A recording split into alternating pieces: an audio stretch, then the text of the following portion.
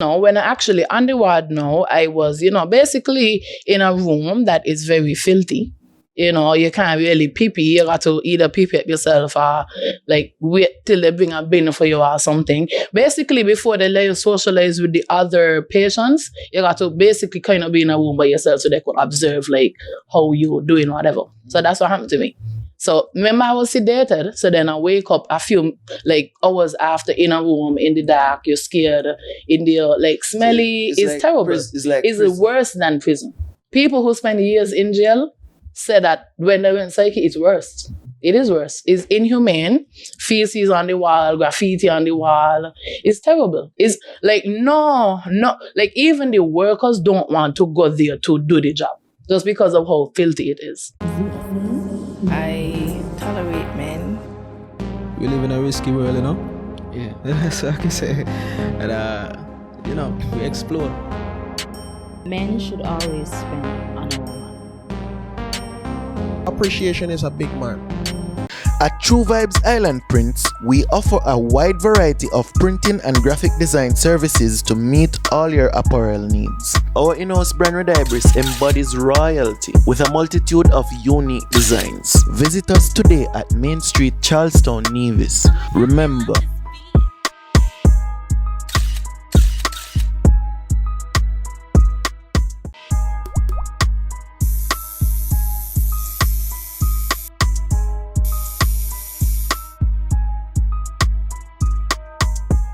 J Ink Tattoo and Piercing, available in Bastyr St. Kitts and Stony Grove, Nevis. Appointments only.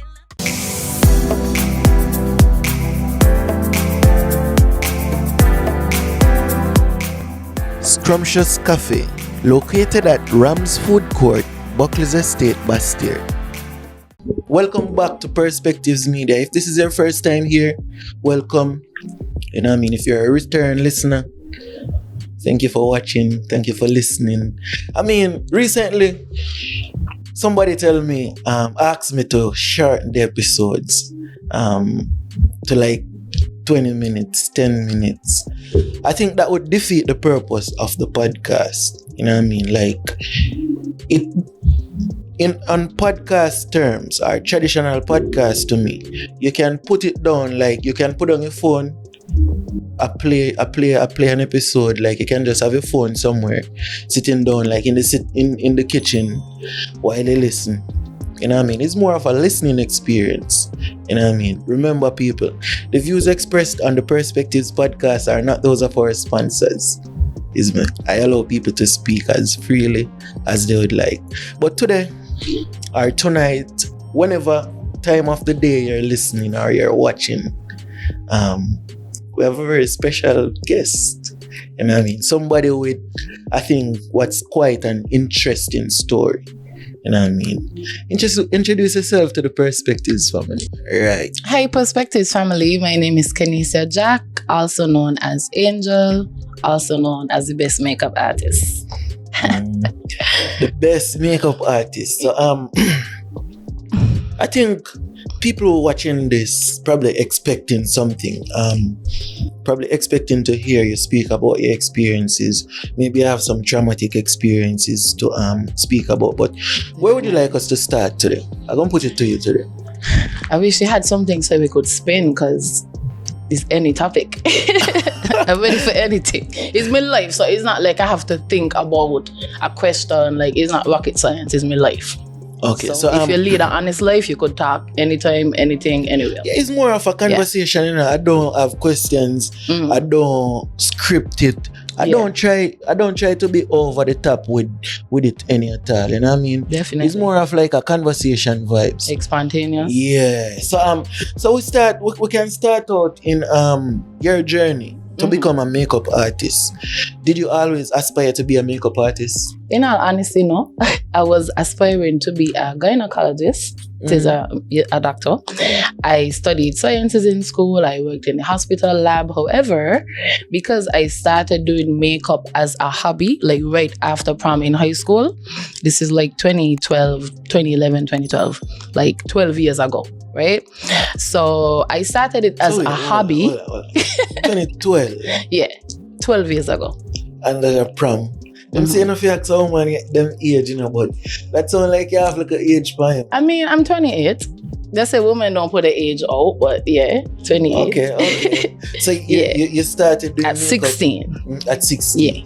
Yeah. And why are you not pursuing a career in gynecologist but in makeup? Well, in all honesty, as I had it as just a hobby and not really like focusing on it as a career path, because I was actually already in the process of getting like a scholarship, like to go Cuba, like to further my studies, right? So basically, the hobby was picking up very well. Like the clientele was doubling, like the business was booming, even though it was a side job. However, for me, maintaining, balancing an 8 to 4 job with a job that is so serious, because working in a lab isn't really something you could go and not be focused at. Any wrong button you press, you could diagnose the wrong thing, or like different things could be going wrong if you're not focused on that type of job.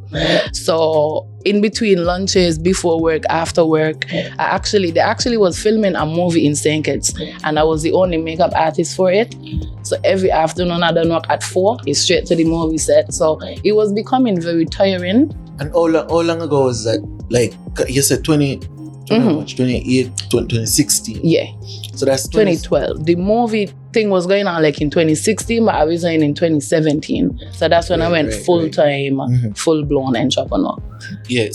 So where was the balance of passion? Because you say you aspired to be a gynecologist. Yes. So did you just find makeup to be more interesting, or did makeup pay more than the job you had?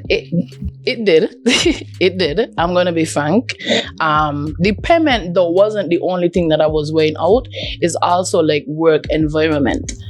Sometimes you work in somewhere, depending on who you are, different people need different things to keep them comfortable at a job. So some people might like to listen to the news on the radio all day while at work, whereas somebody might prefer to listen to a little trap music, right? However, I just feel like the work environment wasn't really fitting for some things that I'm in alignment with. Like what? Like why in the work environment? You want to be on your phone all day? No, not necessarily. Sometimes a client would be calling me, I got a deposit to make. So it is something that I wasn't really able to do as efficiently in terms of trying to run a business. So that's something I had to take into consideration.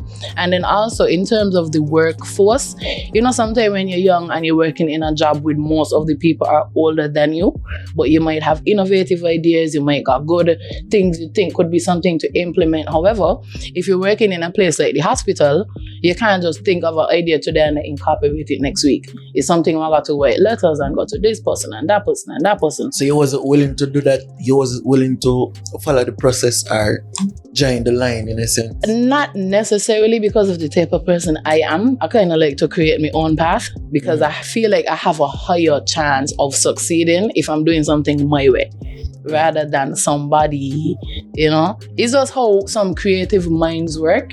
And I feel like in my job, I have more creative freedom. So if I want to paint the room pink today, orange next week, like I can.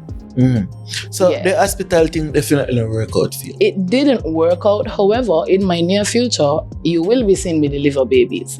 However, it wouldn't be in a hospital. There's something called a doula, like somebody who could do like home births. Like that's like a long-term thing that I still have interest in. I actually still am interested in science. Science is like the tagline of my company's motto. Like I'll tell you what, art, science, beauty. So science is still definitely the core of something that I represent. And how do you incorporate science in your business? Well, makeup is science. Makeup is art, makeup is beauty. So I use the science aspect of it, because makeup, usually I'm applying it to the skin, whether on the face, whether on a pregnant belly, full body airbrushing. The skin is the largest organ of the body. That's something I don't know if you might have known. However, fully done, but I'm not so done. No, man, no, but just in general, no, cause usually, usually, if you pull you up, because we don't need it, man. As I know, yeah, we understand. But yeah, a true teacher should be able to explain in layman's term Yeah. But basically, yes, this As skin a dunce. definitely. As a dunce, but You're not, man. You're not. You're not. However, hey, we teacher them was upset when we said them things about camera.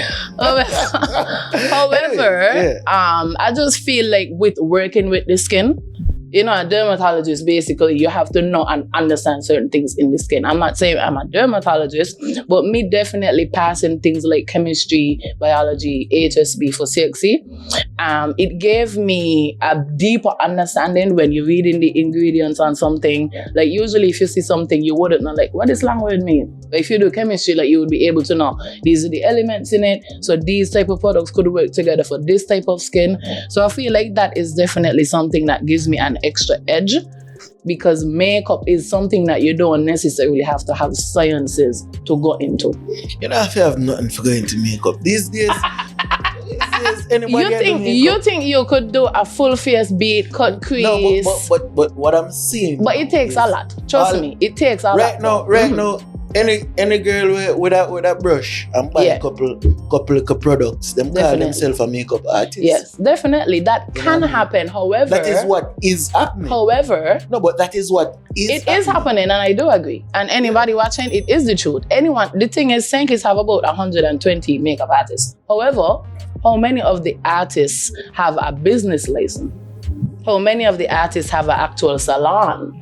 How many of the artists use, sanitary products and understand like the chemistry behind the sanitation process of keeping the client's skin safe?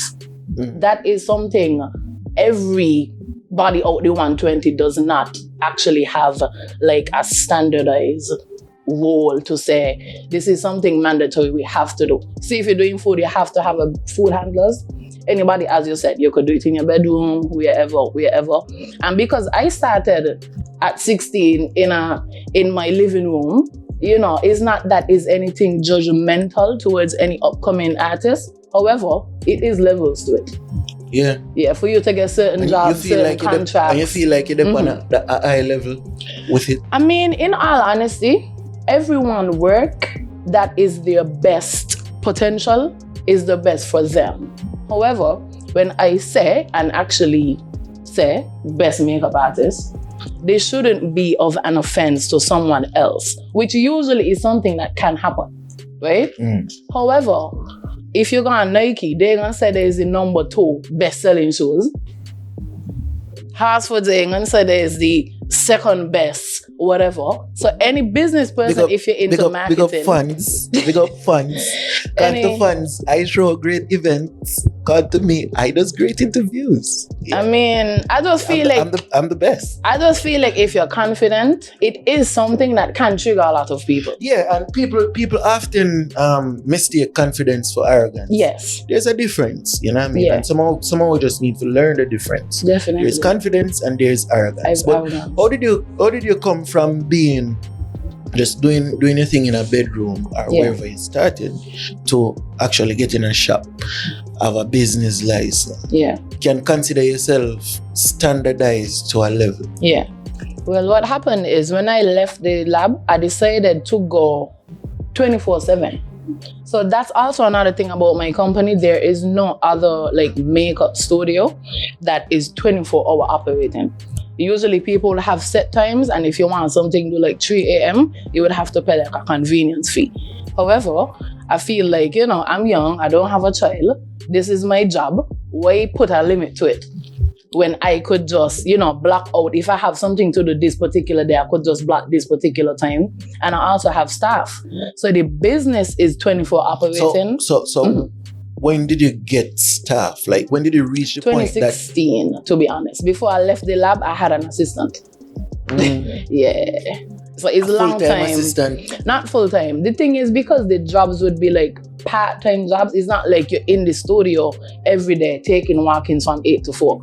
So basically, if I have like a big gig, you do need somebody to help you wash brushes, help you do certain different things. But as my career went along and the brand that I had was getting bigger, I needed more actual full makeup artists.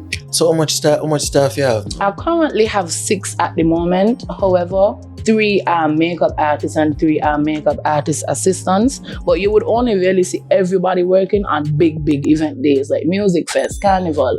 It would just be one booking. So if somebody book you Tuesday but not Wednesday, then only in that particular frame. What's the benefit of somebody working with you versus I could do makeup, so I just do a little thing, get my clients just the same? Well, the thing about it is that because I'm not only just a makeup artist, but I'm a makeup artist coach, like trainer, like to train other makeup artists to standardize their business.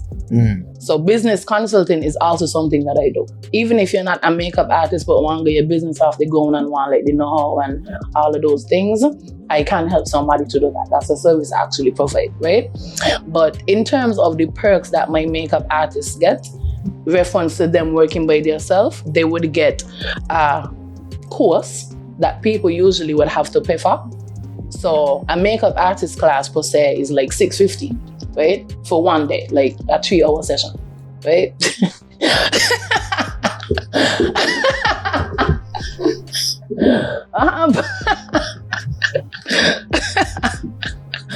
Yeah. Wait. I feel to rewind that part. Okay. What is it? $650? Yeah. For do what? A beginner makeup artist. For do what? A class. What you mean to do what? How much people does pay you for a term? Let's talk about it. What is my worth? What is my value? Like, to be honest, that's cheap. That's actually a quotation discount. Because if I did this same exact class in America, it would be $650 US. So I am charging way below my means working in St. Kitts. I want coworker who done say, Marino done say, daddy, but. Well, it is the truth, though. It is the truth. Can't to Marino, daddy, but. That's stiff, man. The prices. I mean, in all honesty, in a day, a makeup artist could make $1,000. You could do 2 braids. You could do. It makes sense. It would make sense to me because I understand how business works. Yeah, it's an investment. It's my time. But for one day, though, I mean, I'm literally giving you content, information, a product list of products. I'm literally giving you all the inventory you need to start your business. So that's something that's in the package. But for one day, I would understand if it's a package where you get you like a 1 month learning package. Well, if it's a 1 month learning thing, then I also have a customized syllabus that I could okay. So if you tell me you want to do classes for 3 months, right? Okay. Somebody, a female want to do classes like for 3 months, every Tuesday and Thursday, right? I could then come up with a specific different pricing for them because they would be splitting up the content. The thing is, you're learning everything in that one session. You could have more classes if you choose to. However, I'm literally giving you all of my skill, theory, and everything in a bundle that I had to do 12 years of trial and error to find out. So you're paying for my experience, you're paying for my expertise, you're paying for I'm teaching you how to edit pictures. It's a comprehensive course that is $650. A regular beginner class for somebody on their own face is $300. Okay, so it's on. It is good. It is good. It makes more sense. The thing is, it's an investment for you to make that times 10. Darling, it make more sense. Definitely. Now that you break it down, definitely. It make more sense. Definitely. But you know how that go. Yeah. Moving on from the makeup vibes now. Yeah. Going into relationships. You know what I mean? Relationship is always a topic on the Perspectives podcast or active. You know what I mean? I always ask people about relationships. But you say you're 24 years old, right? You say I'm 24? Yeah, how much? 28? 28, okay. So as a 28-year-old, you're in a relationship currently? Yeah, I am. Committed relationship? Committed. Fully. Okay. And being in a committed relationship at this current moment. Yes. How's it going? Great. Lovely. And what keeps a committed relationship in a good spot these days? Because you don't know, females these days is all about they make it seem like relationship is all about money where you can provide for your partner. Them kind of stuff. So what is it that a female these days is looking for in a man? I can't answer what females in general are looking for. Just because every female is different. Different people have different traumas. But they got different needs. You said trauma. No, traumas, meaning like, okay, you know, some people cannot commit because they've been through things like in their adolescence or childhood that doesn't give them the mindset to even believe in a one-on-one monogamous committed relationship. Like they hurt so much in the past that I believe if a girl have too much man, like a girl fuck out certain way. Pardon my language. you don't have to pardon. You just say it's a free No. a free space to talk. Pardon my, I know why I said that. Pardon my language. But if a girl fuck out certain ways still, I don't feel like she can really commit in a relationship. Okay. She have too much souls, too much bodies. Cool. You know, too much trauma. She been through too much. Okay. You know what I mean? And in all honesty, that person would be matched to someone who is in alignment with them. They could meet somebody who into swinging. They could meet somebody who's into poly. They could meet... That's the thing. What's a traditional relationship? Because a one-on-one monogamous committed relationship is not the norm right now. That's like one in a bunch. Most relationship these days, to be frank, is 3 people, 10 people, 4, mixing up. Yeah. To have like a pure one-on-one connection is not the norm. So you have been in those type of relationship, like an open relationship? I mean, I have been. With a man, like... I mean, both partners, a female and a male at the same time, but no mixing between. So you're bisexual? I mean, I am in a monogamous relationship right now. And I am not going back to be with a female like again. So wait. So all the females watching, if you was thinking, is a no anymore. I understand. Yeah. When you say you're not go back, so you have been because I'm engaged and I'm moving on to be in a marriage. So it's a closed. No, you can't just drift from the topic. Drift over that. Okay. You have been with a female. Full-blown relationship. That did make sense to you? It made a lot of sense to me. Because at the time, I feel like if you're someone who gives 100 and you're not receiving 100, you might have to receive 50 from this person and 50 from this person. So at that time of my life, that's what I was doing. And it was comfortable at that time for where I was in my life at that time. And where were you at that time? A bit broken, you know, like not in the best...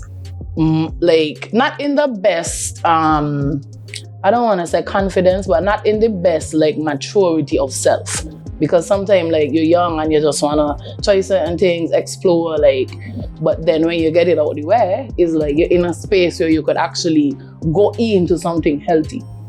And I was a late bloomer too, so yeah. me kind of not understand. Like you said you were young and you wanted to try certain things. Yeah. That's fine, but is it that you're trying to tell me you were hoeing at that point? I wouldn't call it hoeing. I would say responsibly dating and exploring people. So you had more than one penis going in your vagina? I mean, I have had. I was married. I was married before the 2 partners at the same time. Let's talk about it. Wait. You was married. Yeah, so full married. You were married. Yeah. No, you was married. Yeah. So fully I'm assuming divorced. that you're divorced. Yeah. And now you're engaged. Yes. To be married. Now you're on a 30th. No, me on 30th. Bumbukla, father, comfy. You know him, Jeffrey? Jeffries. You have a podcast. There's this guy in Jamaica with a podcast similar to this. I probably haven't seen it. I don't really watch too much media. Yeah, you saw like Jay. Jay married about two times already and them thing there. I mean, I believe... Okay, so let me scroll it back a bit. So when I was young, because my parents was married, I believe in that. Which is why, like, in high school and them things, like, I never wanted a boyfriend or get into those things early because I'm trying to get a husband. I'm trying to be in a committed relationship, get a child, like, have a family. Like, that's something I actually aspire to have. But, you know, like, some young people, like, they believe in marriage or they want to be in them things or they prefer to just kick it with different people. But I actually like the family, like, so living together type of vibe. At what age did you get married? Like 21. 21. Yeah. The thing is, it was like an Islamic marriage. And then at the anniversary, we did like the courthouse person coming to sign whatever. Because like I didn't go into a church like with a pastor. So like it's a different ceremony, like with an imam. An imam is kind of like a pastor but for Muslims. So and how was that? Like how was that?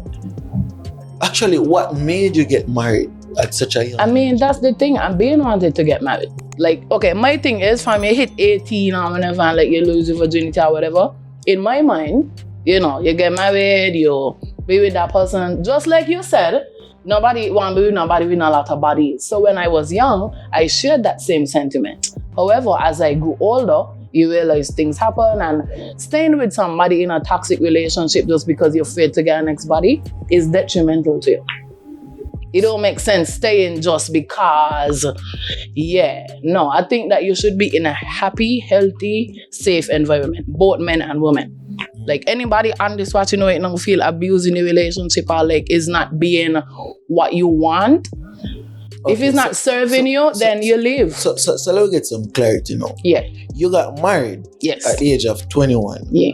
For the reasons of your parents were married. Yeah. I want to get married. You always wanted to get married. You didn't want to run up the body count. So how was that marriage? I mean, the marriage in itself, I won't lie, even though I'm not with the person, it did have good times. It just ended up really toxic with a lot of scandals. You started to cheat on him? I mean, cheat back. Not cheat initially. You cheat. I wasn't the initial cheater. I cheat back. Cheat is cheat. Okay, well, but that wasn't the reason we ended, you know? So what was the reason? I mean, you know when you find out something about somebody that you can't ever go back on? What do you mean? You find out same about him, man? I mean, no. That's funny, but no. It was just a situation of, I feel like we're separating in terms of things that we're in alignment with. So it's like, okay, my thing is, I'm not backing up certain things that I'm not like in agreement with. Because I will be honest. Like what? I will be honest. I understand. Okay, I'm gonna be honest. I'm gonna be no, man, beating. I feel like I'm gonna get to it. I'm gonna get to it. We don't have no bush in here, but you beat. I'm gonna get to it. Like you plant couple tree around this and you beat round it. I'm gonna get to it. But because it is something that is like, let me say, like a criminal topic. What do you mean? A criminal topic. Like something that actually, like this podcast now could be used as evidence probably like in a case.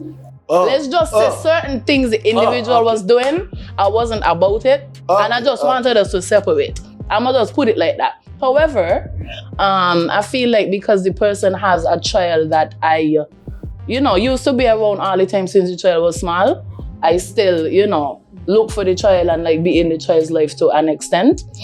But like when you could be cordial with someone to say XYZ happened and like that's it. But not like ain't not going back together. And we both on the same page with that. Like we both know ain't not going back. So you could be cordial, good afternoon, good night, whatever, if it's something about the child that be by me sometime. However, apart from that, no mixing, mingling, going back, none of that. I understand the part where you say maybe some illegal activities happen. Yeah. Or certain things you didn't agree with. Yeah. But the part where the cheating part, I don't think good women cheat back or cheat at all.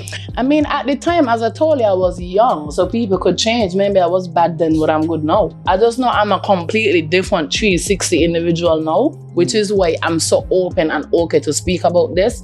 And like, ain't like a repercussion gonna come out of it.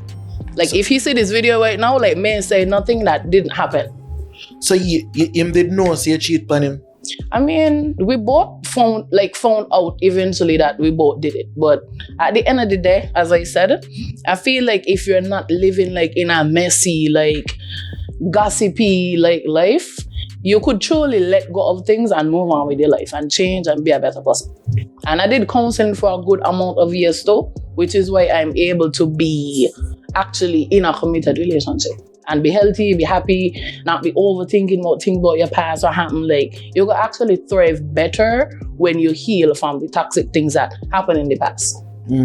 Mm-hmm. Well, that's kind of commendable. Mm-hmm. I don't know if I would go down that road personally, but you know, it's fine. Things do happen in life. Yeah. At times, I feel like somebody asked me on the podcast already if I believe in redemption, and I think based on their explanation, I understand what they must say.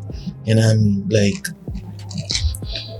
things not just set in stone like that. Yeah. You know what I mean? But things do happen. But why do you feel like no, it's different where you get back in a relationship, in a healthy relationship, you feel like it's time for marriage again? I do feel so. The thing is, the person that I'm with now is since I was in primary school, high school, the person like me and troubling me. So it's not really like a brand new person who come off a ship, man, or nothing about them. Like you're now together and like you rush into it. No, it's something that actually somebody I know for years.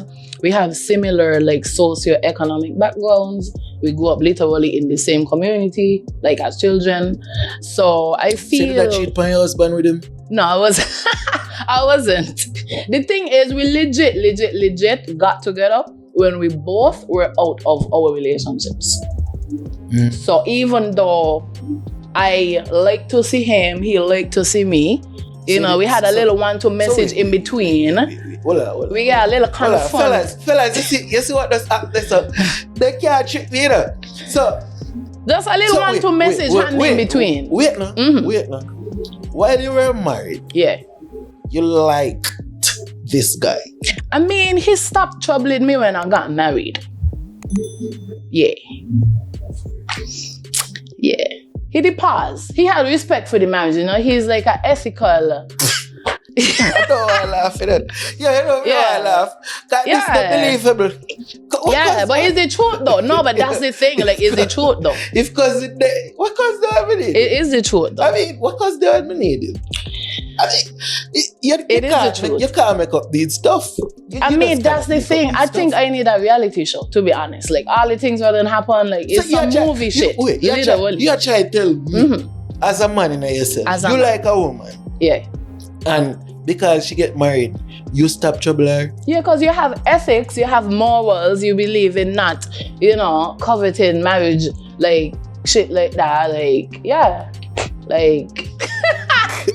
maybe in the Islamic world it's like that, but I mean, but that's the thing though. That's why I can't be with somebody unless I feel like they're spiritually you with me. So that's why I feel like, yeah, like to me, if you could respect certain things, because I'm very big on that.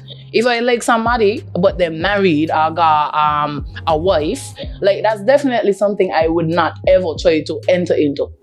Like, if the person lied about it or hid about it, then it's a different situation.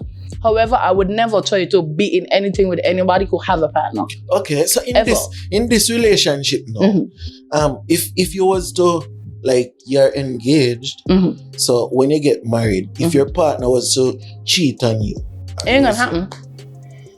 It won't happen. It can't happen. There's no idea of it, possibility of happening.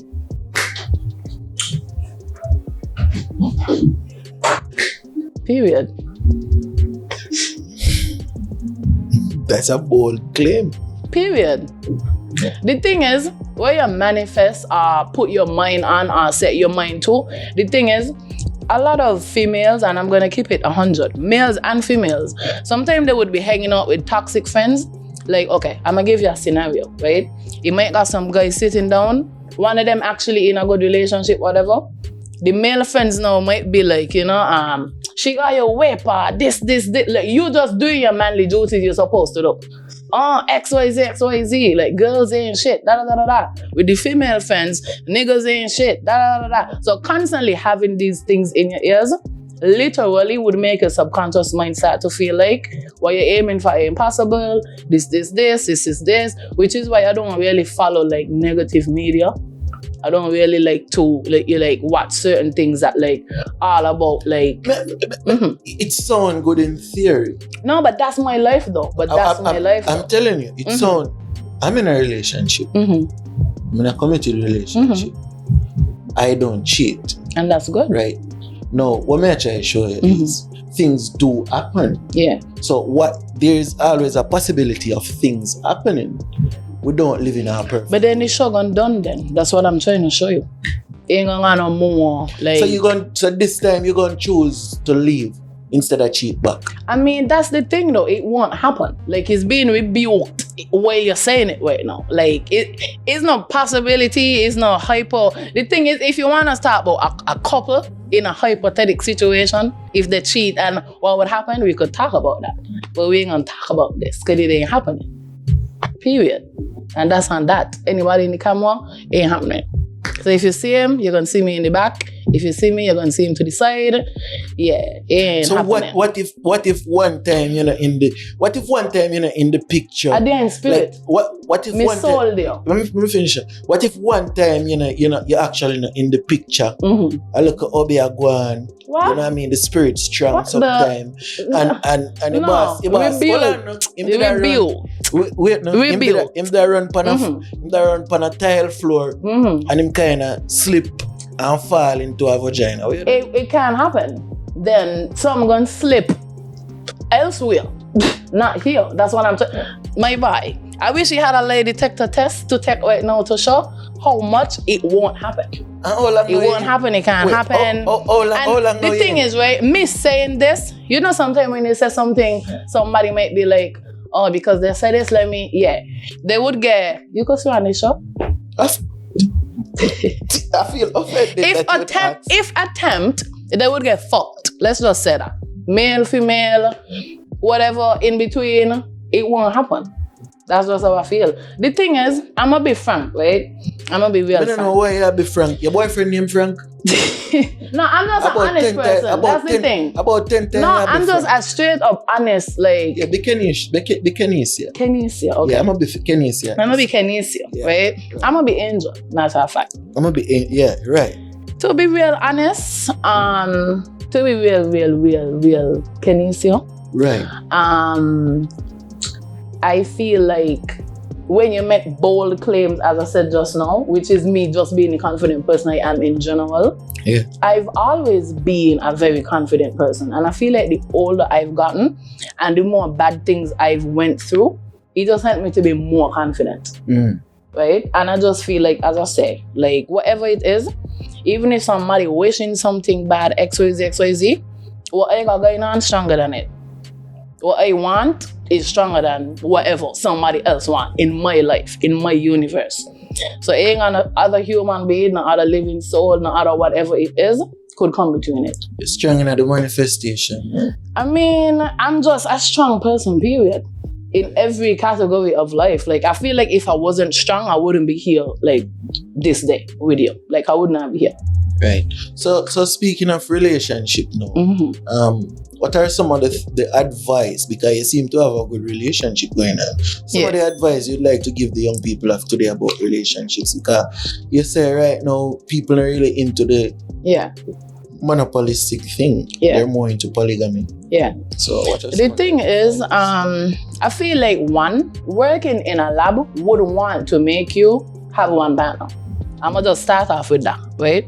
The whole polygamy thing, mixing up with the web and all of that, is literally just diseases just spreading left, right, center, in the middle, in between, right? So to me, if you want a polygamous relationship, male or female watching this, make it very clear up front.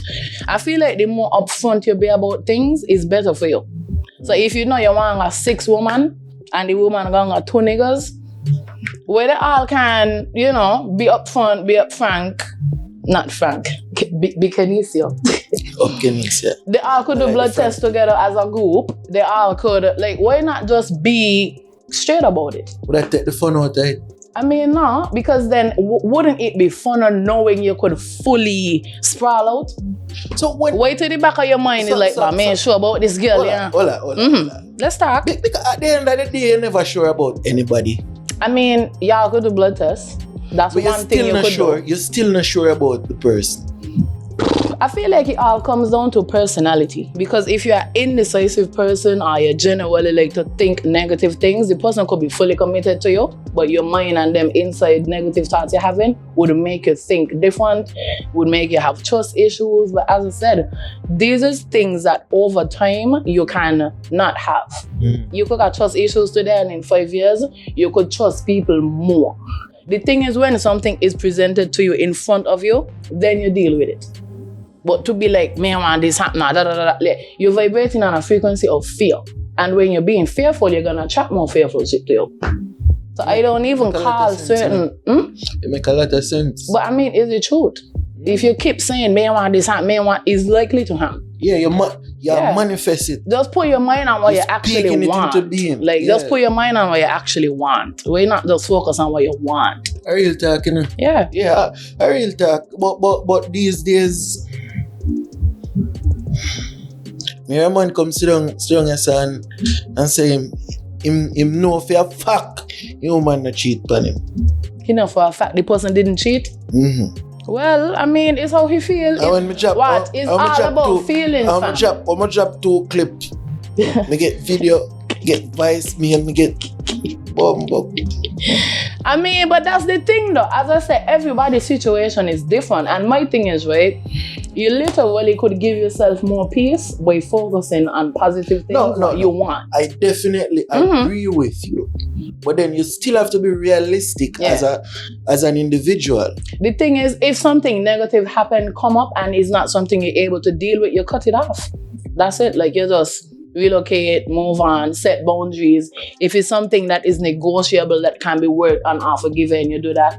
If it's something that is a non-negotiable to you, you cut it, move on. Like, it's just simple. And I feel like stating these things early on in the relationship or the talking stage could be good. Just be as honest and open as possible in the beginning and communicate. Because if you ain't communicating, it makes no sense. So in working in the lab, and now moving on from the relationship topic. Yeah. Working in the lab, Zane, you kind of hinted to the idea of sickness. Yeah.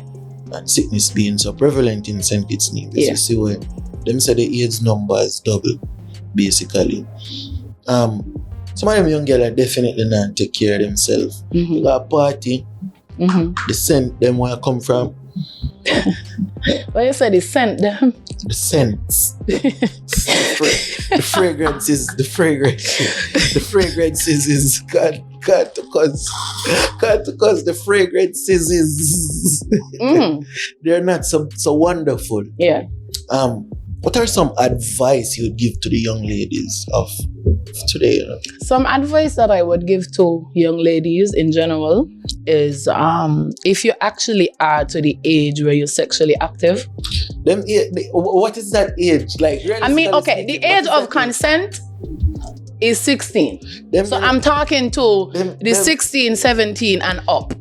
Under this age, you should be doing your homework, doing your SBA, studying for exams. Listen me.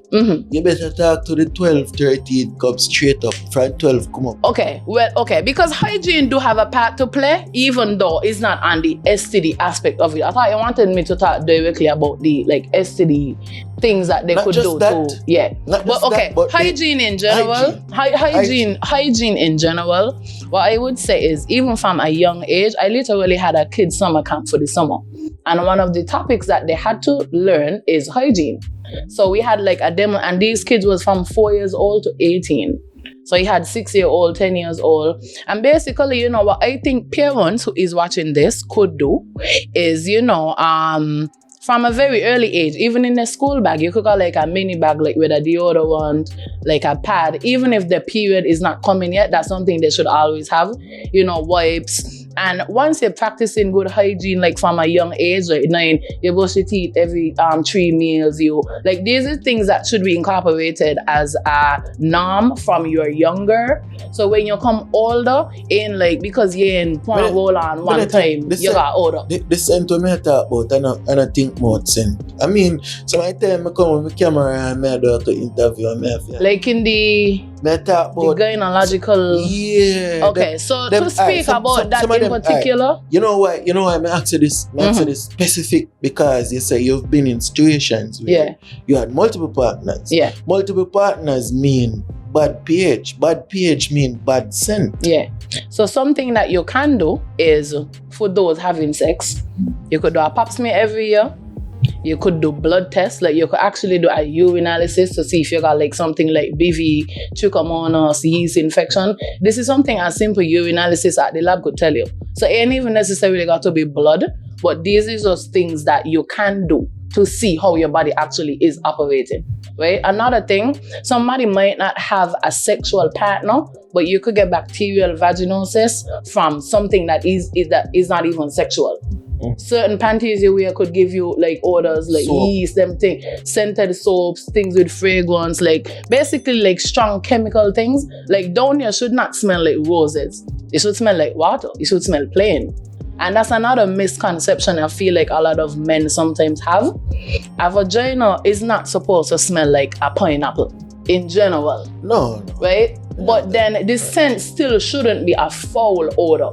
Because, you know, if you have different type of smells, then it could be different things the person dealing with. So I honestly would say any male watching this, you need to familiarize yourself with looking up some of these very simple infections women could get that are not necessarily STD. Because you could have a misinformed man, his girlfriend could get a yeast infection and he might be like, you're cheating on me, da da da da da. But however, you could wear a panty with stockings and a tights to work one day and get a yeast infection.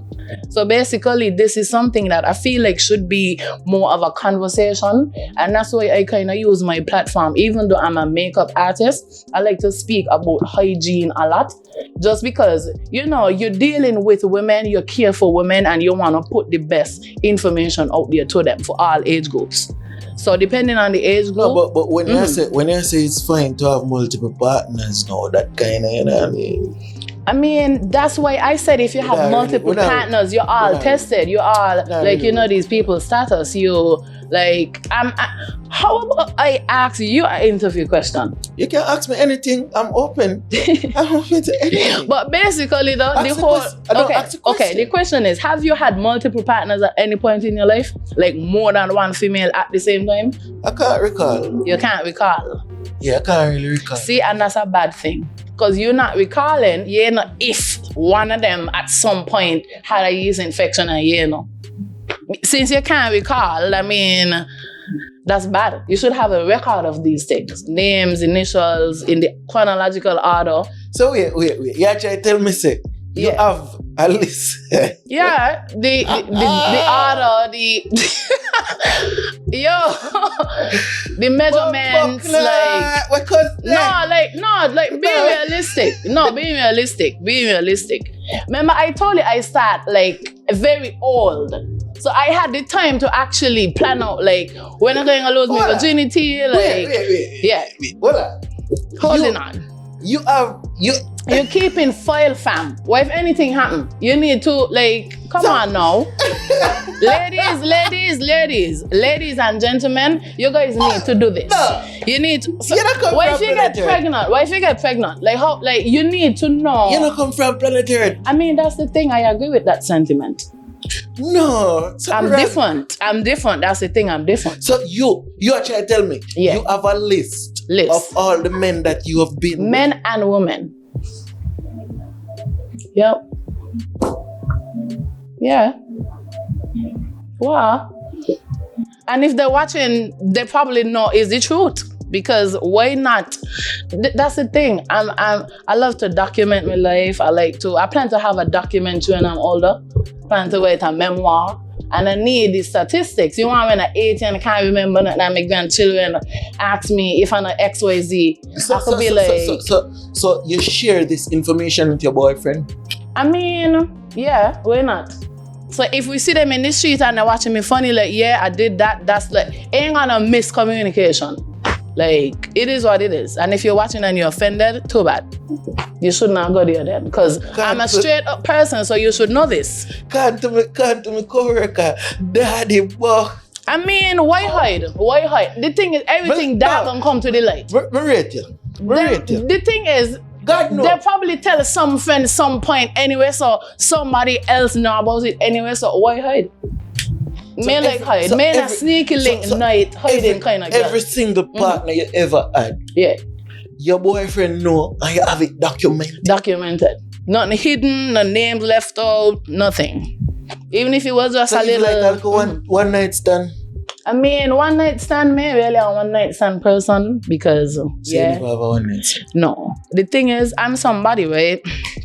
People usually want to, You can't like, trick me. You can't trick. people usually want to. The thing is, I like to put people through a process of getting to know and this and. So you have like a 30, I want to do STD test so you have and. like a 30-day rule, a 30-day probationary period. Not necessarily 30-day probation, but I have to know you for a long time. The thing is, I knew my partner for years. That means something going to pop off in the second year. Yeah, Most people I did anything with, they know me for years and troubling me for years and yeah. Because it's like a lot of people troubling you. So it's like, you ain't going to just randomly meet somebody at a bar. You know, it's not really special, darling. Like, But that's the multiple thing. people trouble all women. you know. But that's the thing. It's about who they choose. No, that's on them. So for me, I prefer to choose familiarity. I prefer to choose comfortability. I prefer to choose somebody that may just want to meet a random person and not like, yeah, not them, yeah, not if there was a man or a woman when there was a child. Like, no. I like what I know. Yeah. Yeah, you keep it in. Yeah. That's how I keep it. Very straight up, very plain, very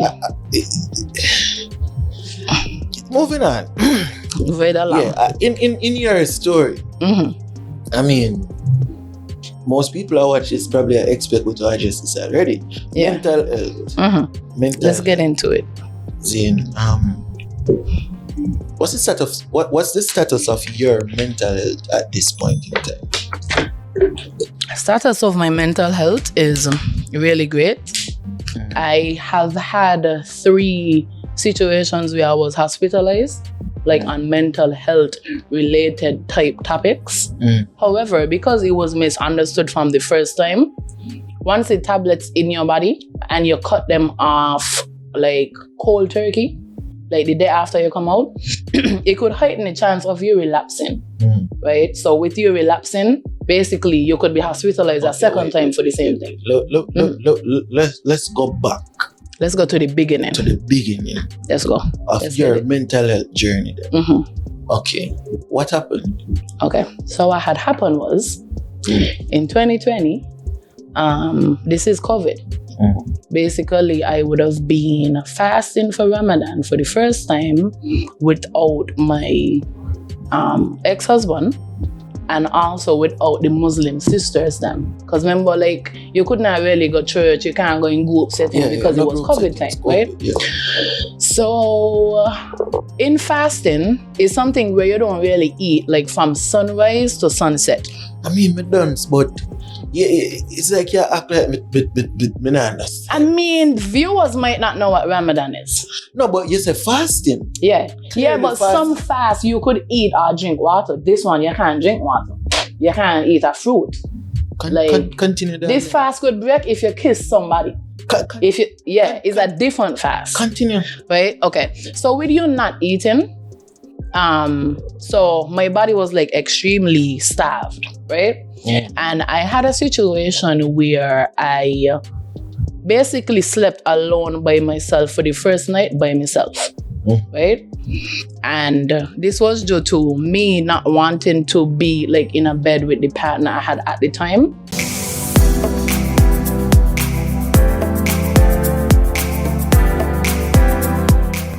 Scrumptious Cafe, located at Rams Food Court, Buckley's Estate, Bastille. So you was not with your husband, but you No, I was with wasn't with my somebody husband. else. I was with the other partner after that, which is the person I was with while having the female partner. That relationship. Oh, so you was in your whole phase. No, it's not her face. It's 2 committed relationships. Yeah. To like committed We're to 2 gonna- different we're people. gonna call it your whole phase. The trio. Yeah. Call it a trio. It was not hoe phase. The whole phase. You can't have a hoe phase if you're in a hoe. So me in a hoe. Okay, we're going. I was upfront with people that decided to join the contract, and that's it. We're going. Yeah, I just wanted to correct you. So ain't a hoe phase. It's a trio, right? Further. Okay, so what had happened was during that situation, because you're not married to the person, if you're fasting, you shouldn't really be in a like bedroom setting like with the person, because it could lead to temptation and it could lead to you breaking the fast, right? In a nutshell, in the house, basically it was just like me and the partner used to be there, and then my mom used to rent like a bedroom to another male basically was living in the house as a tenant, but like she never really used to be there by the house, right? So after him not being there for the first night, I felt a little weird, like around a male. And this all goes back to me, like not being comfortable around men unless it's someone who I'm in a relationship. If it's like a business situation where the person is being professional, like a setting like this, or like if the person is like a respectable elder person or like somebody in the community that I know. But in general, and the whole time I was practicing Islam too, like you ain't shaking a man's hand, you ain't hugging men, like it's just things that I haven't been doing for years. And you adapted the Islamic faith from your husband? No, I adopted the Islamic faith when I did sociology in college. That's when I learned what Islam was. So I was interested in it, but then I met someone who also was practicing it. And then when we went to the mosque, because I actually went to the mosque in St. Kitts before him, but basically it was at the mosque like with the students, like most of them are like foreigners.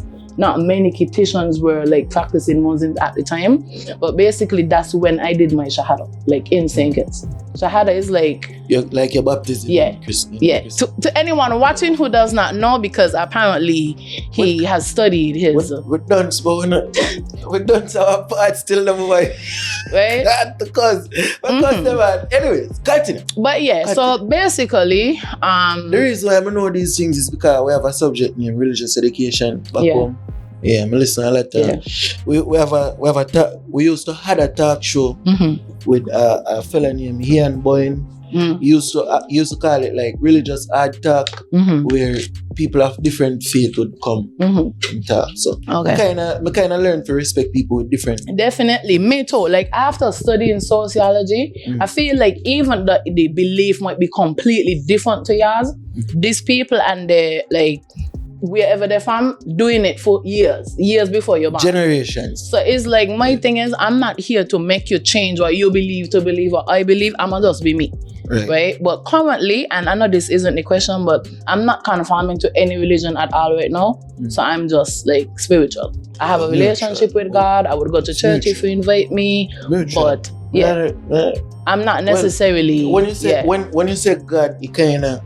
God is subjective to me, so I'm not really deal with the God thing. I kind of just spiritual myself. Yeah, but that's what I'm saying though. Whether you want to call it God, your higher self, whatever you want to call it, the universe, I could respect whatever the person is into. Right? Yeah, so however, you were saying you're in the house with this other person. Yeah, so being in the house with the other person, as I said, I felt uncomfortable because I was raped in the past, right? So with that happening, you were raped? Yeah, I was raped. I basically, in a nutshell, I will make it really quick, and it is a sensitive topic. However, because I've done years of counseling and I released it, and so actually, how old were you when you were raped? I was like 19. Yeah, I was 19. And how did that happen? I basically was dating the person, and sometimes if you're dating somebody for months without them having sex with you, and you're going on dates, you're doing different things, you're spending money, you are doing different things with the person. However, now sex involved for a good amount of months that you're dating them. I just feel like it could have been a situation where the person felt like we dating or whatever, and even if they ain't ready, I could do what I want. However, that isn't a situation that I am fond of or would like to happen to anybody, especially if it is forceful. You have a weapon there nearby. Like, it's not a comfortable feeling. So you were raped by a partner. I wouldn't say a partner. He wasn't my boyfriend yet. We were dating. We were seeing each other. We would like have a drink. We would have a talk. The person would like carry me to work, or they would bring like lunch or something for me. But it was never necessarily like I buy the person house chilling or they in my house chilling. We were dating. You could date without having sex. And that's why I like to be so upfront and honest to people, because just because a man and a woman together for 3 months, it doesn't mean that they're sexual. Remember, I tell you I'm different, so just get used to it as we go. I'm different. So I wasn't ready to go that route with the person at that time, and they basically just did what they had to do. But it's something that... Him take the pussy. Yeah, but it was very, very horrible. So like he took it violently? I would say so. It was violent to me.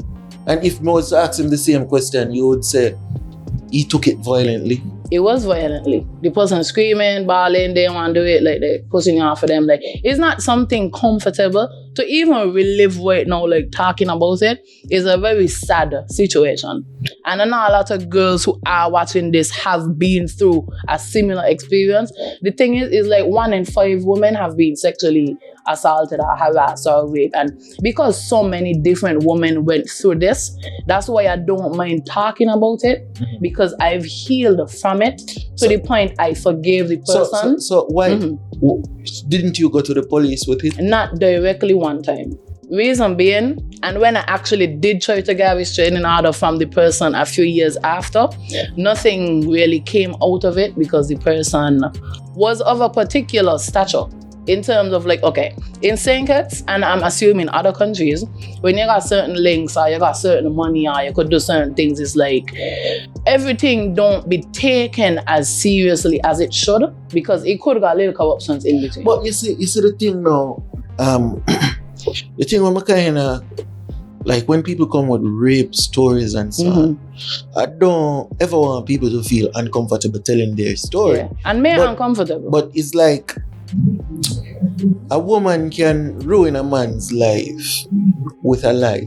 Yeah, that is true. There is no consequence for the woman. And it should have a consequence. But there is none. Yeah, it should have. There is none. We see recently on the news, majority of people probably know, but an artist from Jamaica went to do a show in Barbados, Maledan.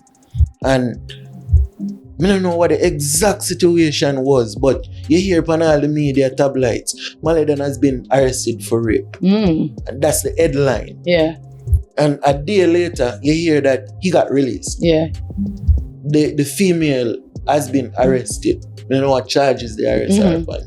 But false. She basically come false, something they might call it. But she basically tell a lie. And the big headlines were Maledan and his team was arrested. No, that can taint his career. Definitely, and reputation for a long time. Just based off a lie, and people, the tabloids, the newspapers, whatever, they run with that. No, and it's unfortunate because when people actually do get raped, exactly, especially like if you rape like with a gun nearby, and it's so traumatizing when no one believes you, because people like that make that the norm. It makes it very, very hard for real rape victims or people who get molested, kids get molested. It makes it very hard for them to be taken seriously just because of previous false lies on the same topic. And to me, it's not a good thing, and I feel like it should have had a penalty like for false accusing. Right, false accusations that can be proven. Yeah, you know what I mean. But you were telling the story about mental health, and you being in the house with the guy. Yeah. So basically, with that now happening with me, like being uncomfortable, like with a male in the house, like with me sleeping for the first time without my partner, I basically called my mom and told her that I didn't really sleep good the night before, and I don't really like the, like me alone in the house, like with the tenant. So if she could maybe come by the house to stay until like Ramadan is over. Just because, a female at least being around could lessen the chance of someone doing something.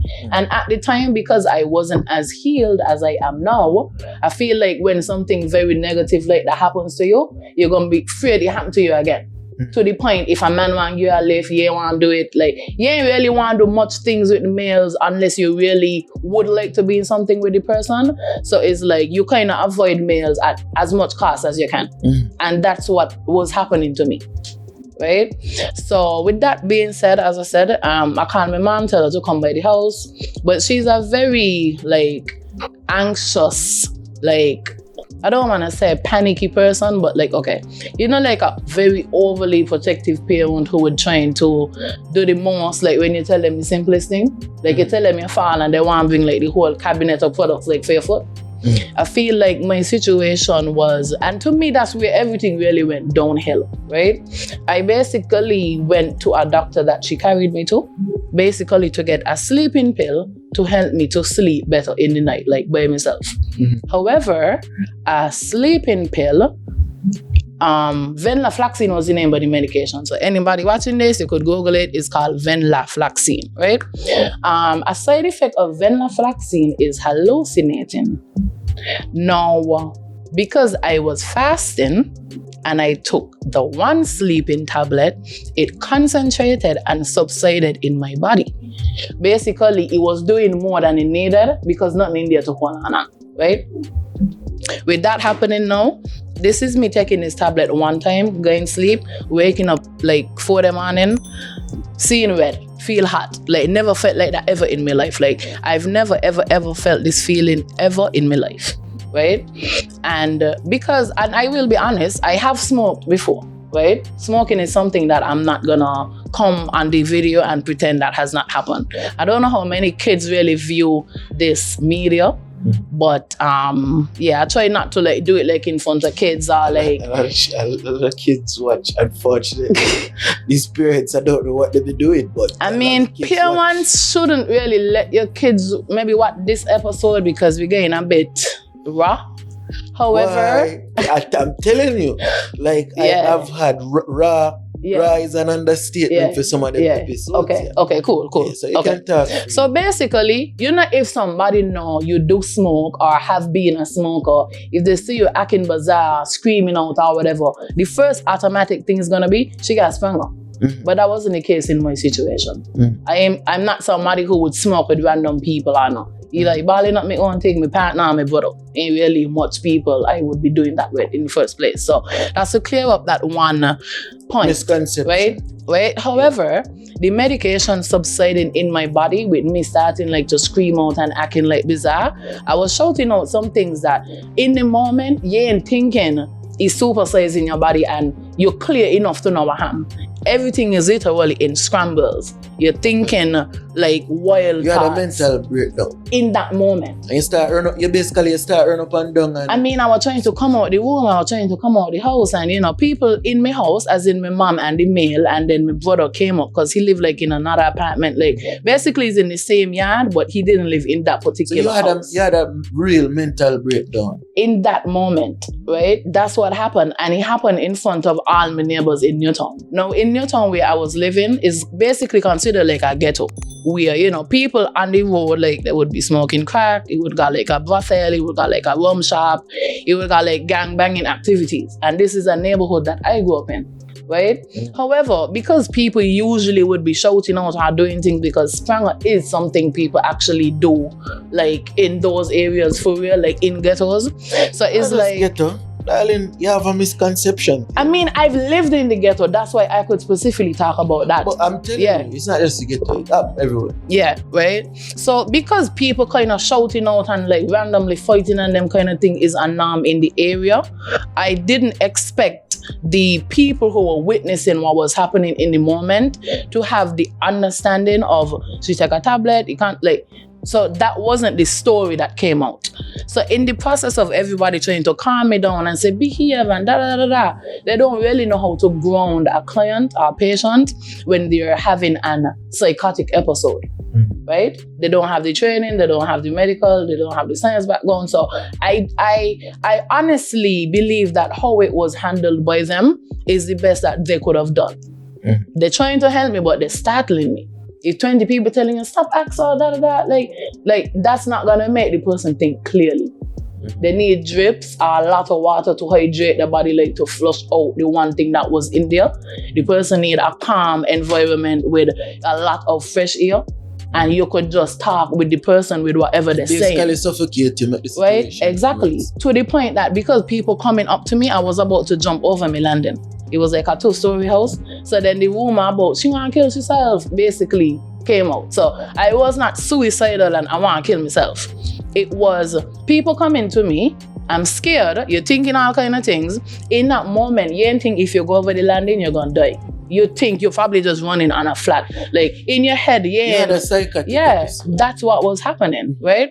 So the person that I was dating at the time, because the person's mom is a police, she and like another police came, I guess like somebody to call her or whatever, because I think police just go through like some mental health training sometime, like depending on what level or bad they're on. So basically they came and they were trying to calm me down, because I guess whoever tell them the person ain't gonna jump over the landing. And then somebody called her personally, so police chance came and then she came. And I basically went to the hospital with both of them and my mom. And then a few people came up there after because they saw like what was happening. But in the event of all of that like chaos like happening there in the moment, I was admitted to medical ward. Not psychiatric ward. No, not psychiatric ward. Because the professionals who were there, like the healthcare providers, they understood more of what was happening, right? So to them, it's not the person take a sprang or no. They're actually going to do blood tests to see why in your blood. They're actually going to try to do things a bit differently. So I was on medical ward. That situation didn't lead me to go to psych ward. What led me to go to psych ward is me and a nurse having a fight. So wait. You went to the hospital. How long did you spend in the hospital? 5 days. I was in the first time was 5 days. I was on medical ward for 2 days. And then on the second day, basically like some Christians was like walking on the hospital wards them. And basically they hear me like having some outbursts. Like my parents was there and once and I was just having like some outbursts. What kind of outbursts? Like shouting out like different random things, whatever come into your mind. You hallucinate. So you were still hallucinating after 2 days? Yeah, because they gave me the medication again at the hospital. The same medication. They gave me another one of it. So you had multiple episodes while at the hospital? While at the hospital. And the medical ward. Right?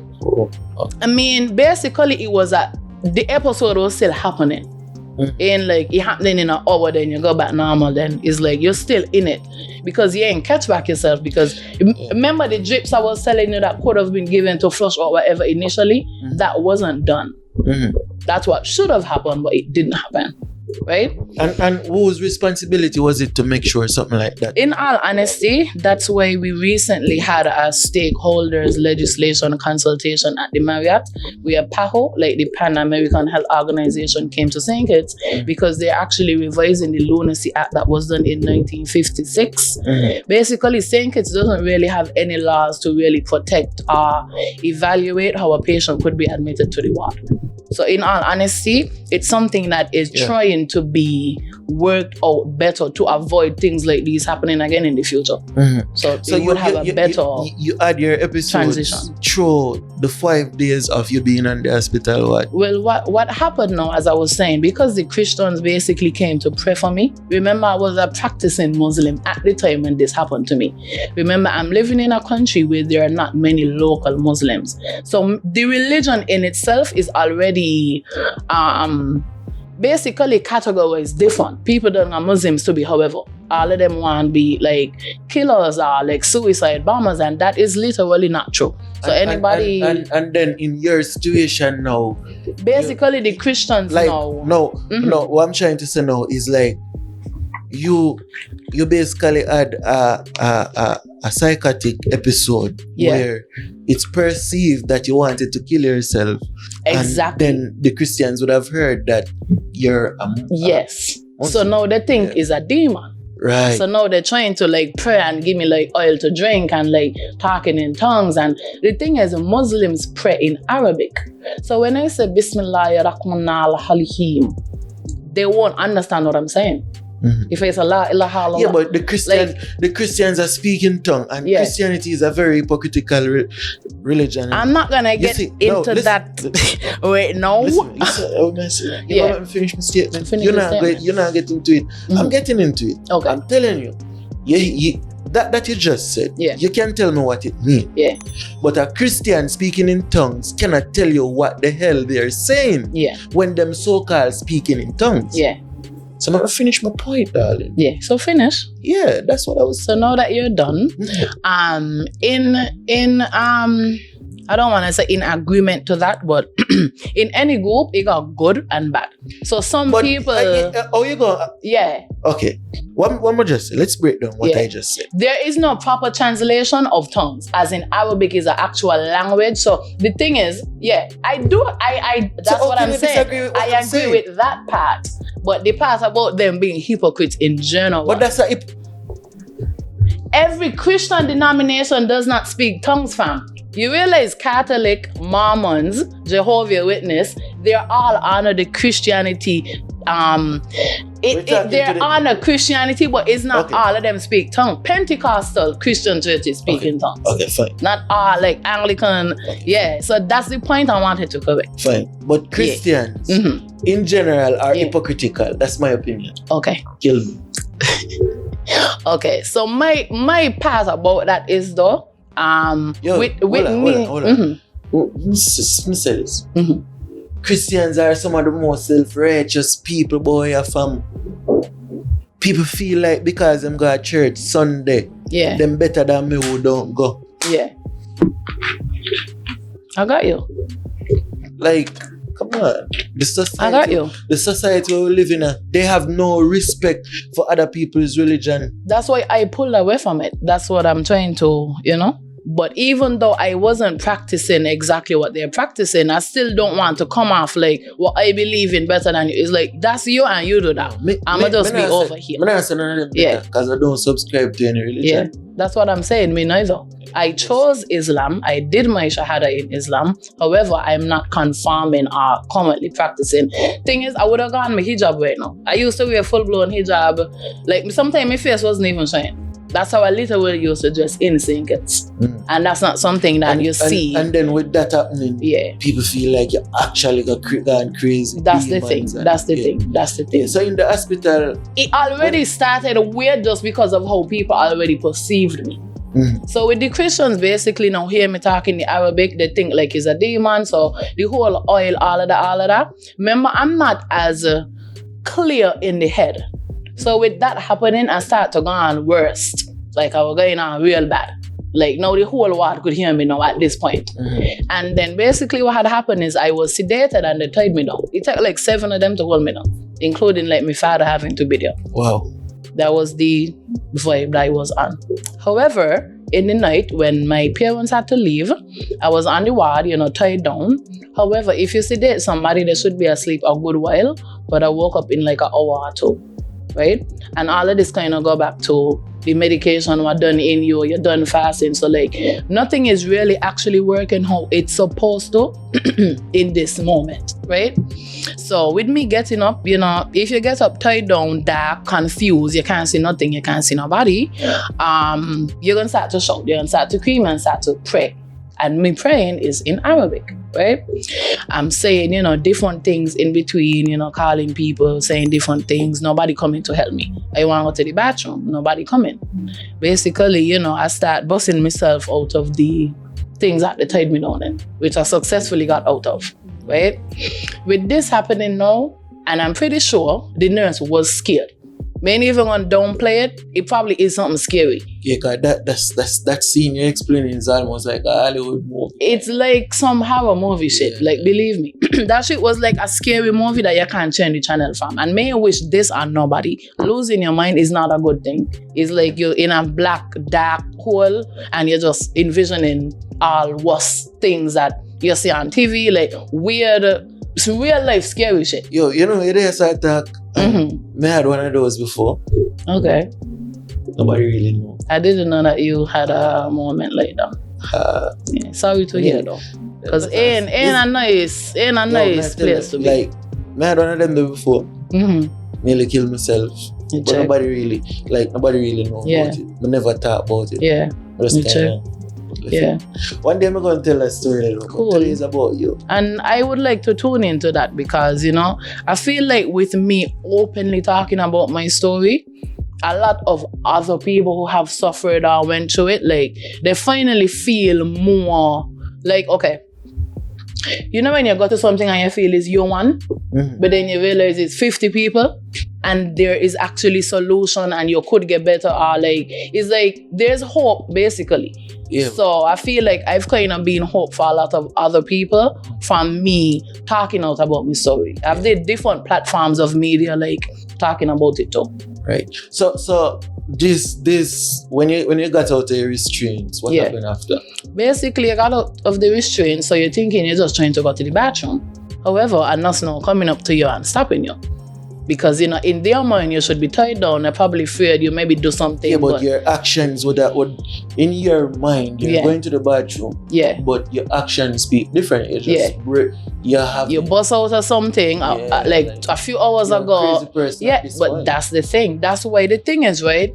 As much as I know that what the nurse did basically changed my life forever, which is me going on psychiatric ward. That changed my life forever. Because on psychiatric ward, but let me go back to where I reached. Basically, while the nurse was there, we basically got into a fight. Because I'm trying to go, she ain't line me, I trying to dodge pass, or like you're pushing the person back. I'm not in my clearest mind, so I'm not gonna be as like passive in terms of like my assertiveness. I was very assertive. Right. So it's like if somebody hit you in a moment, usually if you're more clear, you got a business, you want to do certain things, you ain't trying to act. You're not in the clearest of exactly. Right. So basically the fight happened, and because I actually can fight, it wasn't the best scene. So basically this crazy person beat up a nurse. Not necessarily beat up, because the nurse was throwing hands. I'ma just put it like that. Okay. Shot get whipped down, like body get pinched up, like scabs on me. Like it was at two people fighting. And in all honesty, I was injected in that moment, like to be sedated again, strapped down in a wheelchair and rolled down to the ward. This is like midnight. However, because I was the victim in that situation, even though it might not seem so to the average healthcare provider, I actually was the victim. I wasn't trying to actually go there. I just wanted to go to the bathroom, as I said. The person was being assertive to me. The person was swearing bad word after me. The person was getting very out of pocket and professional. So the person... Okay, so now I kind of understand. The nurse mishandled the situation. Yes. Okay. The thing is, the person done scanning you. They done vex you talking a language or scaring them. It's a lot was going on. I could understand from her perspective why she did what she did. However, it was uncalled for me in terms of what eventually happened. Because you going on the ward now, it actually got worse. So the worst part of the story ain't come up yet. So when you go on the ward, what actually you go on the ward now, so somebody recorded the fight and send the audio to the matron and my mother while I was in the fight with the nurse.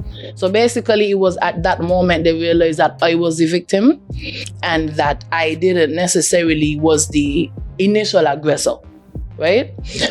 With that happening, it made some changes happen, like with me, like being on the ward, in terms of like, because they don't really make food what is in the restriction of my diet.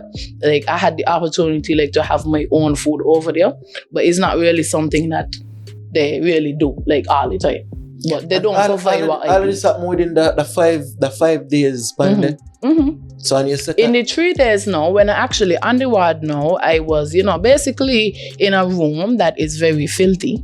You can't really pee-pee. You got to either pee-pee up yourself or like wait till they bring a bin for you or something. Basically, before they let you socialize with the other patients, you got to basically kind of be in a room by yourself so they could observe like how you doing whatever. So that's what happened to me. So remember I was sedated, so then I wake up a few like hours after in a room in the dark, you're scared, in the like smelly, it's like terrible. It's worse than prison. People who spend years in jail say that when they went psyche, it's worse. It is worse. It's inhumane. Feces on the wall, graffiti on the wall. It's terrible. It's like, no. Like, even the workers don't want to go there to do the job just because of how filthy it is. Remember, I worked there. So I didn't start advocating for over there to be better when it happened to me. I didn't like the condition of how it was in the first place. I actually, like, on the ward, like, for the 3 days after I came out the room with, like, by myself, you know, you're interacting with the other patients, and some of the patients actually know me because they remember me. I used to look out for them. I would take my own hard-earned money, buy food for them, buy snacks for them, like, let them, like, because when you're over there, because most people that scan you, ain't really much people genuinely showing you love, even if he's a stranger. But I have a soft spot for them because the lab was literally next to psyche ward. So it's like, and you were walking, like, you would hear people screaming or saying things, but it's like, you would want to help if you can, once it's in you to be able to help them. So I just feel like being in there and, like, you know, chains on the wall, and it's like, I had a lot of visitors because I would say in St. Kitts, I am a bit of a popular person. So by the time the morning come and group chat going on, this person posts it, this blogger posts it, this, like, and it was different rumors going on too. Post what? Postings, like, because it was like COVID time, they was saying that because they got locked down, young people getting whatever, they say it was like cheating. Like, basically because the partner didn't sleep there the night before, people thought like we done or something, and that's what made me want to kill myself. People thought it's me ex-husband divorce had me stressing. People thought it was obvious. People thought it was this. People thought it was that. This, like, a lot. Sprang out, coke, she take a pill. Like, it was so many different things that were not the problem. The problem was I took a sleeping pill while fasting, subsidizing my body, getting a fight with the nurse. That's how we turn psyche ward. Right. And the truth don't circulate though. Well, nobody cares about the truth when the lie is more entertaining. That's the thing. So I didn't clear it up at that time neither. So after the first episode, how did the second one happen? Can you say you had 3? Yeah. So while on psychiatric ward now, I start being on psychiatric medication. So this is Cogentin, this is Lagatil, this is Risperidone, this is Haloperidol, this is Valium, this is Fluoxetine. So much things. If you Google these things... If you're never crazy, them pill, they make you crazy. But fam, that's what I'm trying to show you. So those being in my body, with me not should be on them in the first place, what do you think gonna happen? What would you think would happen? So wait. What kind of diagnosis was done to put you on those? Well, when I was on them, there was no diagnosis. I just was on them. So it's when I was leaving, I was diagnosed with schizoaffective disorder. However, in my conversation with the psychiatrist, psychologists, my peer ones, because you have to be discharged by someone. You can't just leave. So if it's your time to go but nobody come to collect you or sign you out, you have to stay in there till years after or how much ever longer. Like, and that's why most patients kind of stay in the system. Right? However, in my conversation with them, I started gaining some clarity in terms of was able to speak a bit more articulate or remember what medications be or understand certain things as they're doing it. Because remember, science is something I study.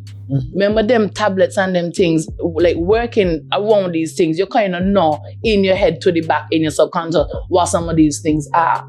So because at no point on the ward, nobody sitting engaging with you like a conversation, you ain't really got nothing to do. Your mind ain't really on nothing. So in a conversation setting, you're talking about schizo, you're talking about this, you're talking about this. And psychology is something I used to study for fun, just with the Windsor students them. Because they got exam and me and them chilling, I would just help them study. So the DSM-5 book, what it is used to help diagnosing people and stuff like that, is something that I've read and studied also, even though I don't have a degree in psychology, right? So the information was up my alley, and with me explaining to them, well, because they supersize or they concentrate, so it was changed to brief psychosis on my first admittal. So what caused you to have the second one? The second one, okay, so basically, remember all them tablets I just call out? When I come out of the hospital, I stop take all of them. One time. However, that's not the best thing to do. even if you shouldn't be on it, because they were making me feel worst. They were making me spaz. They were making me feel worst. I wasn't able to actually think of a proper sentence, or actually, like, I wasn't responding how I should be.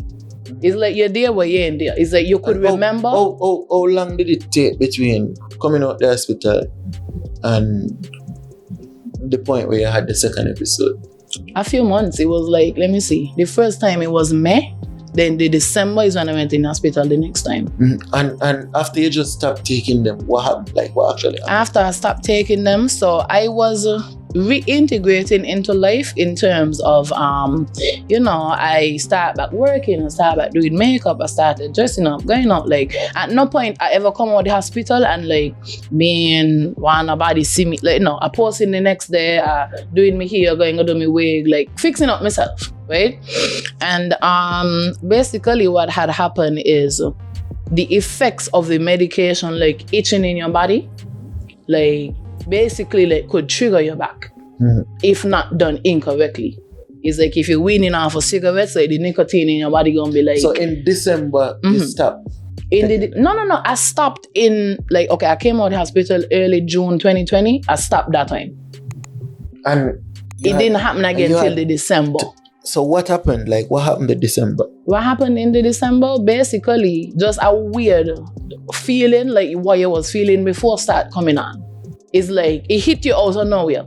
Ain't really something you could turn off or turn on or be like, may want to happen this, that. Like, it's just like bizarre thoughts. Like, you're feeling different, your sentences feel different. So what happened is I wasn't feeling the best and I went to the hospital.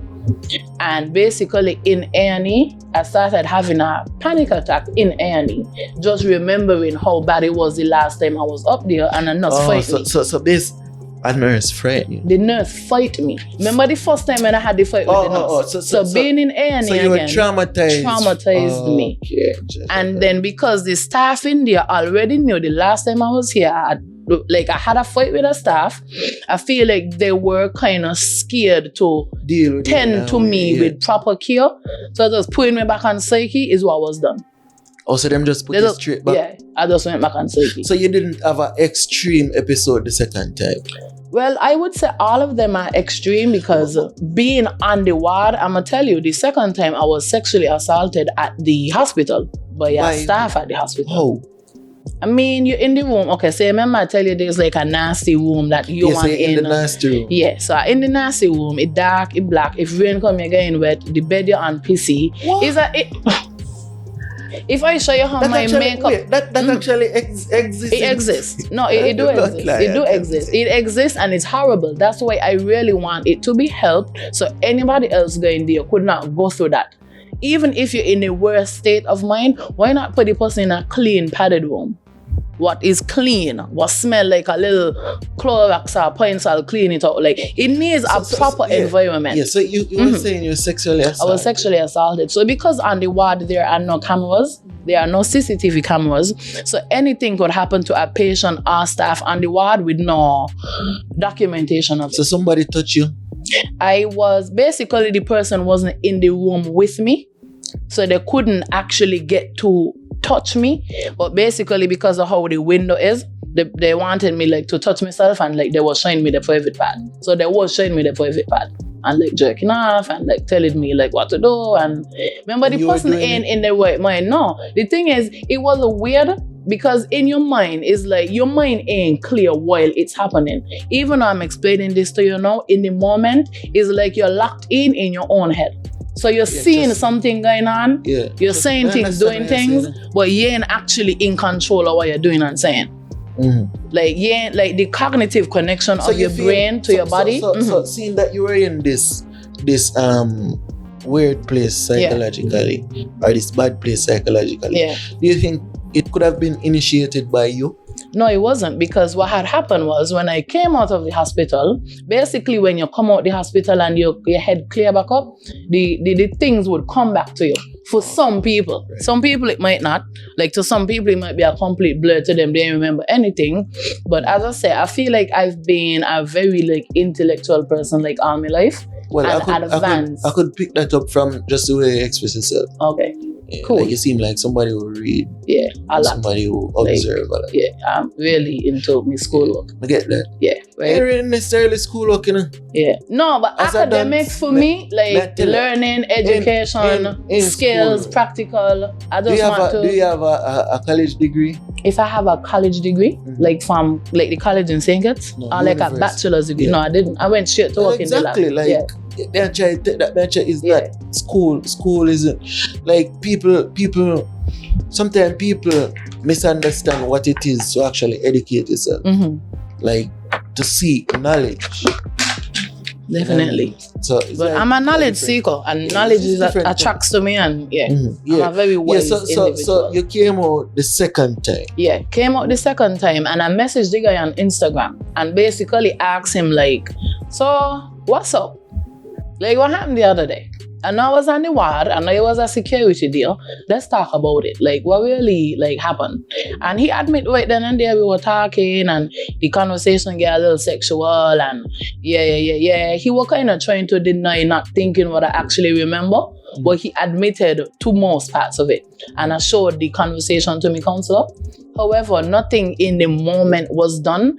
I guess because the counselor wanted me to focus more on healing than on revenge. Well, not necessarily revenge, but the complaining to him, the going admin and all of that, because that's what had happened with the nurse. When I did come out of the hospital, I had to go back up there to go talk to the matron and the CMO and like the different high heads of the hospital Yeah, so to talk about the situation. Your counselor wanted a different approach. Basically. So with me, like doing the most with admin with him and he losing his job or whatever, because apparently the nurse like had to resign or just be in a different part in health, but not like a nurse in the hospital.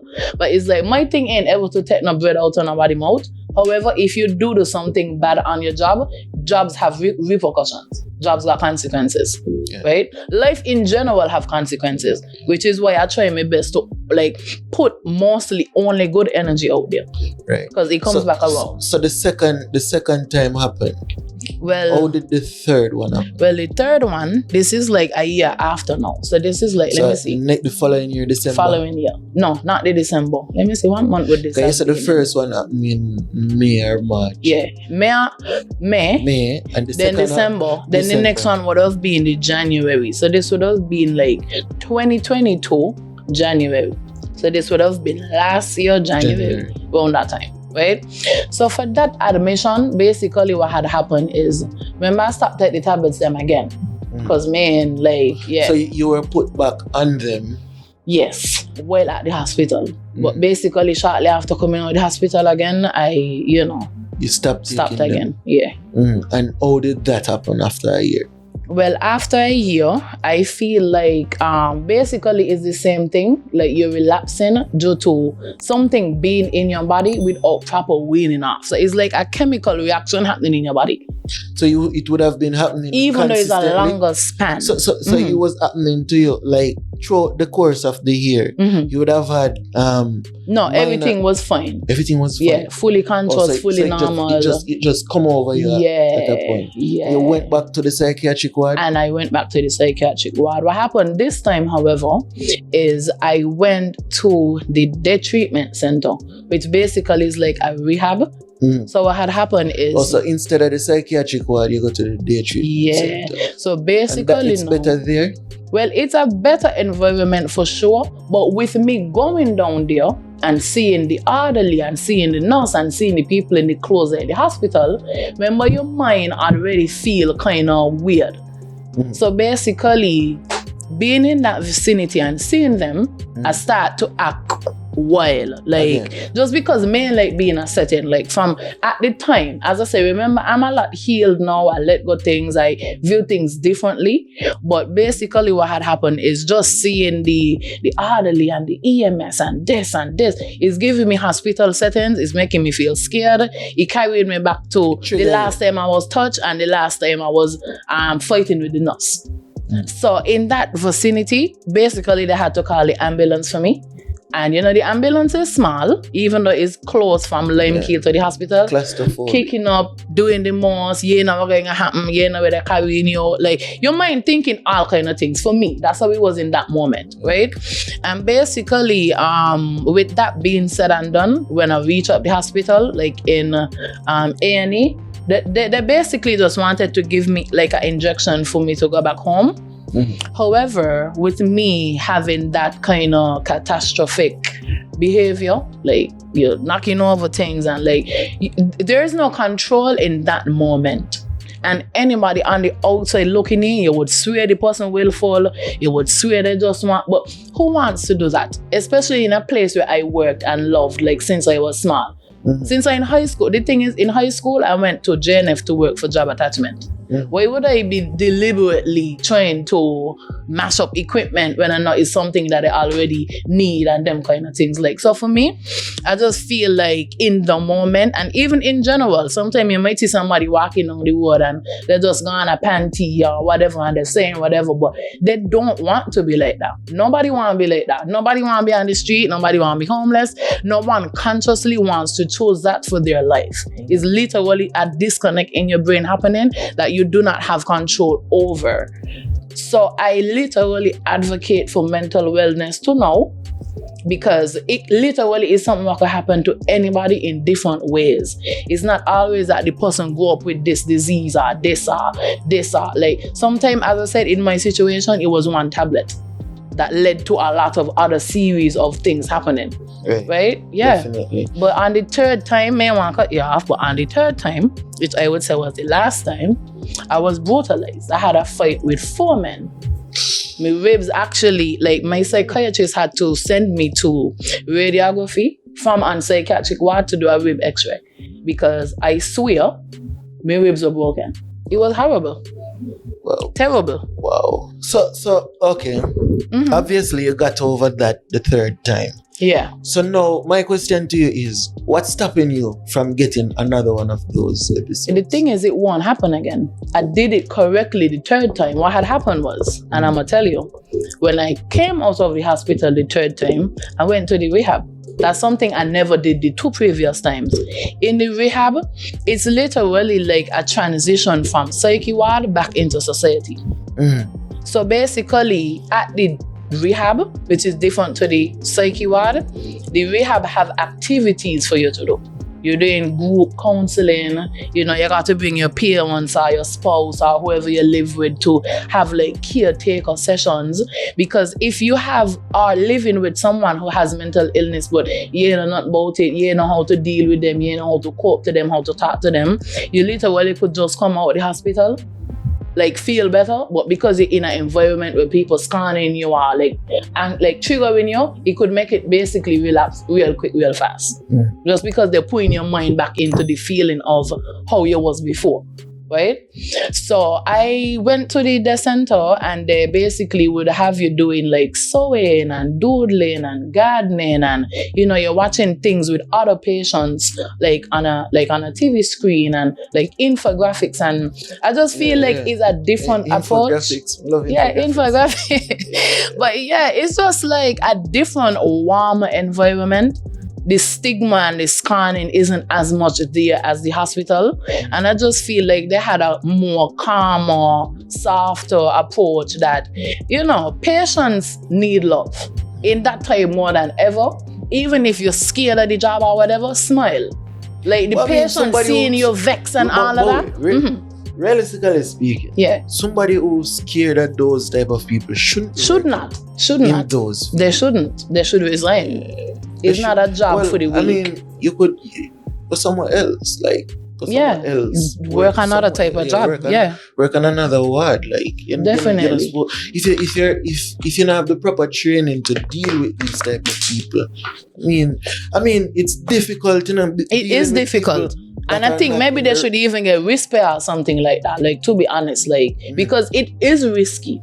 Even just taking blood as a lab tech over there, patients have, hit lab techs before, like because these things, right mind, exactly, but they're not willful. That's the thing. But if as a staff gonna be like, you effing hit me, like that's not in that setting. No, they're not willful. Right. You cannot be. It's They're not. impossible for you to. Yeah. Yeah. So we're wrapping up now. Yes. What's that one thing Mhm. or that one change you're hoping to see in St. Kitts Nevis as it relates to mental health, Well, relationship, the life, change, whatever the it is change, you'd like well, to see? the main change that I would like, it would take all of us in St. Kitts to do it, which is to heighten the awareness of what mental health issues are, because it could be a disarray of things.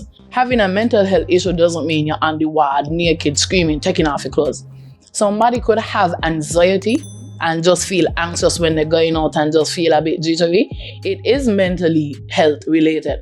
Depression is something that if somebody sat over like a course or like a month or something, like they just sat and you're falling into a depression. However, it doesn't have to be a chronic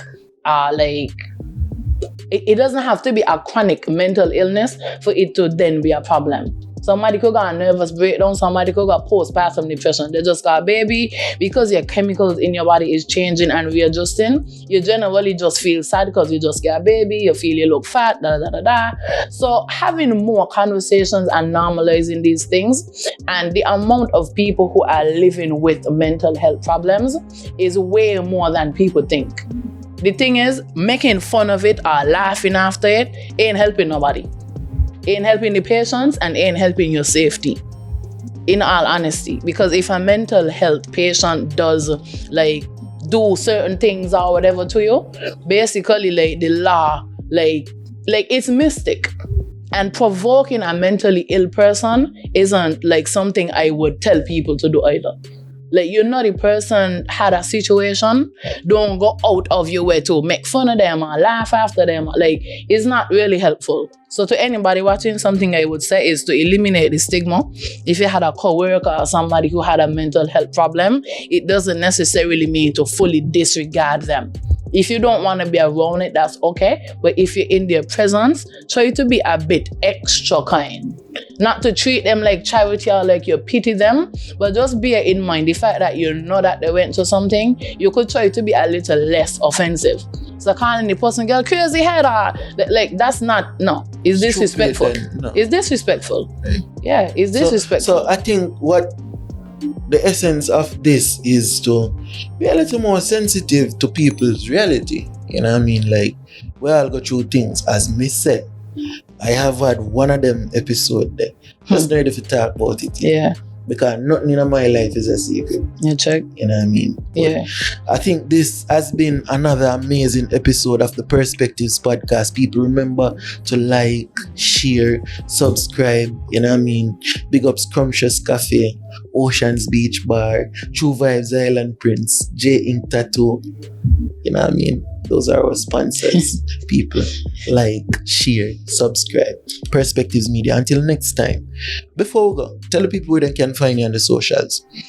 Well, on social media, you can find me at Kenesia Jack, and my Instagram just got verified the other day. So I'm going to be doing more influencer work. And my business is about to be trademarked, so I'm about to be doing more influencer things on a more professional level.